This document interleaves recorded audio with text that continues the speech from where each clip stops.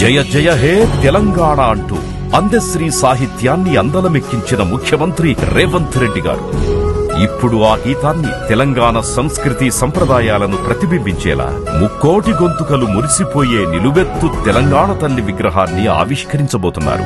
తెలంగాణ తల్లి యొక్క విగ్రహ ప్రారంభోత్సవ కార్యక్రమానికి డిసెంబర్ 9 నాడు తరలి వచ్చి మనం చేసుకోవాలని ప్రభుత్వం నిర్ణయించింది.